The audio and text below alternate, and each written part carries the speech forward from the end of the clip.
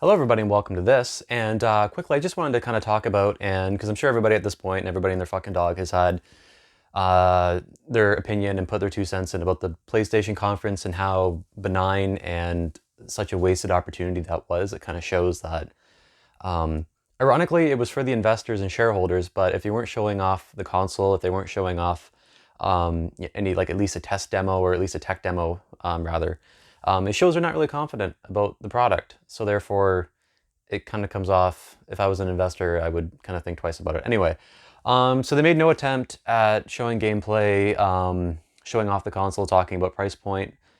Specifications are completely moot and benign to anybody that would buy a console. If you care about specifications, you're a PC gamer and you've already put $3,000-4,000 into your computer, if not less, if not more.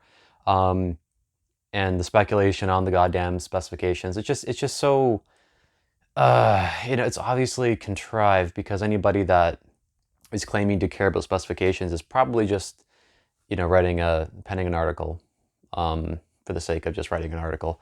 I don't know, I don't think I've ever cared about like hardware specifications in a console because I mean your consumer base, the majority of people who buy a console don't care about specifications. They just want something out of the box that plays fucking games and you don't have to think about it. So they had that guy, that engineer, standing on stage, and yeah, he knows his stuff, but it's just a dog and pony show, just standing up there, and it had to be a fake press conference because obviously the virus and the self isolation and social distancing and all that, but it was just having an engineer up there talking about specifications and hardware and complicated algorithms and how the processor is going to work and how it's going to handle. People that are going to buy a system are not going to give a shit about that. They want it to plug it in and play. So for them to just, and they did kind of make it come off as though it was going to be, a big deal conference. And like the media was kind of exasperating the whole event, like when you can watch it, why you should be looking forward to it, like the whole, there was a lot of buzz surrounding it, and it just kind of flopped because you just had this guy up there that, yeah, again, knows his shit, but it was not. It was just mainly to serve, the shareholders, and just to have that. It was just kind of it wasn't even a keynote because at least at a keynote, like an Apple keynote, they showed off the product, they showed off the phone. Um, so ultimately, we're just gonna have to wait, and we're most likely not going to get these new systems this year because of the virus and the shortage of parts, and we all are, we know about that shit. So I don't know. It was just it was a sad affair.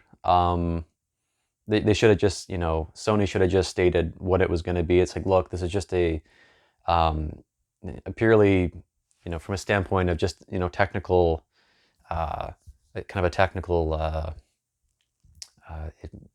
it was just technical babble. That's all it was. And they should have just said, look, it's just a fucking, that's what it is. We're just going to come out and just talk about the specifications, to the media, so they can just kind of run with that. But then if you're the media and you're running off with, running with articles of specifications, look, people like me are not reading them because, again, we buy consoles just to plug in and play. We don't give a fuck about that. It's nice to have an indication as to what they're capable of and whatnot, but we know they're not going to be equivocal with PCs. Not that they need to be, because they don't need to be, as long as the games are optimized properly and they can play next generation games at a high fidelity, high frame rate. Just make the comparison.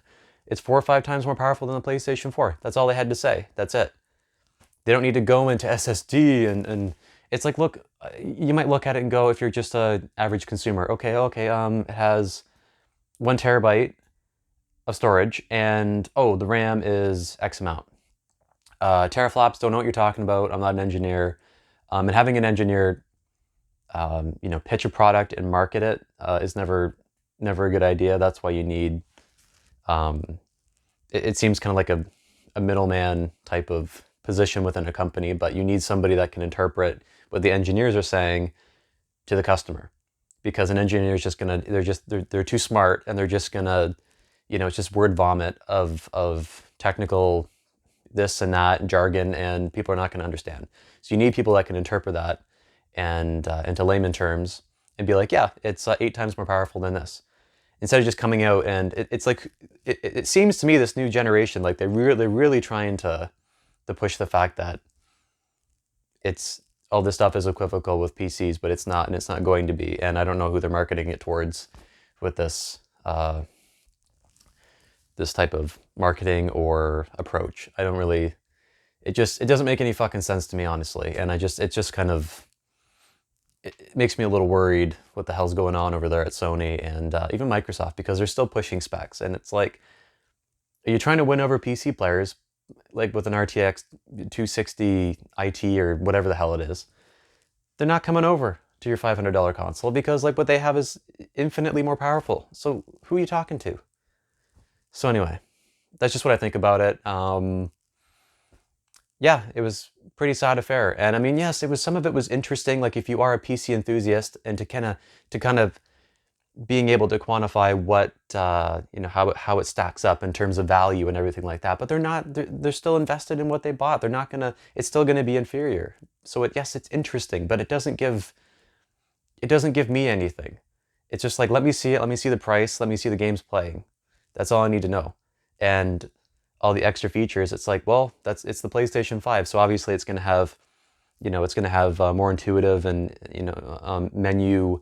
Well, I would hope so, because, I mean, the PlayStation 4's menu improved upon the shitty PlayStation 3 cross-media bar.